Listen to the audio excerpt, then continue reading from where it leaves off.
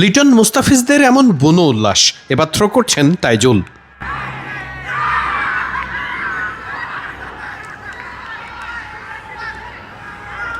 সেলিব্রেশনটা দেখেছেন তো, যেন উইকেট মিলে গেছে। অনেকটা মজা করেই এভাবে ফিল্ডিং সেশন করে থাকেন জাতীয় দলের ক্রিকেটাররা। সেখানে চ্যাম্পিয়ন দলকে পুরস্কার বুঝে দেওয়া হয় এভাবেই। এত সুন্দর জাতীয় দলের টিম বন্ডিং, যেটা দেখলে যে কারোরই ভালো লাগারই কথা। অনুশীলনের শুরু থেকে শেষ পর্যন্ত সবার মধ্যে এমন আনন্দমুখর পরিবেশই বলে দেয় বাংলাদেশ দলের ড্রেসিং রুমের পরিবেশ এখন কতটা ভালো।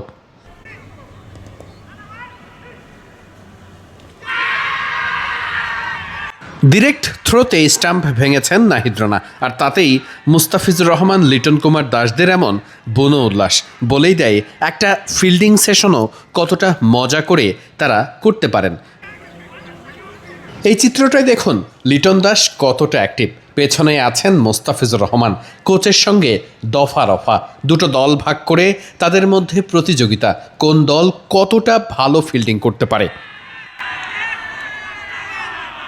একই সাথে দুই দলের কাছেই দেওয়া হচ্ছে বলটা রিসিভ করে সাথে সাথে নির্দিষ্ট সময়ের মধ্যেই সেই বলটা থ্রো করতে হবে সরাসরি স্টাম্পে। সেটা করতে পারলেই মিলবে 1 পয়েন্ট।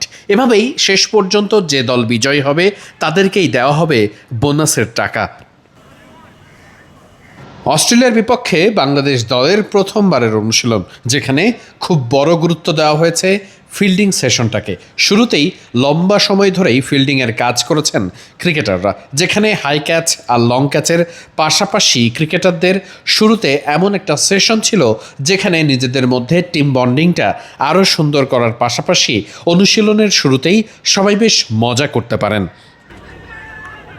পুরো সেশনটাতেই লিটন কুমার দাস, কখনো মুস্তাফিজুর রহমান, কখনো তাসকিন আহমেদদের নাচতে গাইতে দেখা গেছে, যেটা প্রমাণ করে অনুশীলনের প্রত্যেকটা ফেজ কতটা এনজয় করছেন ক্রিকেটাররা, যেটা কিনা টিমের মধ্যে আলাদা বন্ডিং তৈরি করে, আলাদা পরিবেশটাকে সুন্দর করে রাখে।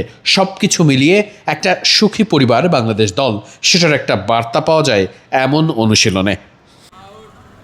সিরিজে অস্ট্রেলিয়া কিংবা অন্য যে কোনো দলের বিপক্ষে বাংলাদেশ মাঠের পারফরমেন্স কেমন করে সেটা নিয়ে অনেক আলোচনা হওয়াটাই স্বাভাবিক। তবে তার পেছনে থাকে অনেক গল্প।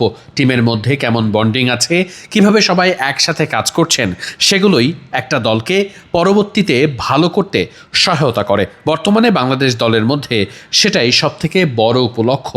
একজনের জন্য আর একজন গলা ফাটান, একজন ক্রিকেটারের ভালো করাতে আর একজন উৎসাহ পান। এ ব্যাপারটা ক্রিকেটারদের মধ্যে দারুণ একটা বন্ডিং তৈরি করেছে। এটা ধরে রাখতে পারলে ভবিষ্যতে বড় মঞ্চে বাংলাদেশের ভালো করা ঠেকাবে কে? মিরপুর থেকে এটাই সবশেষ আপডেট।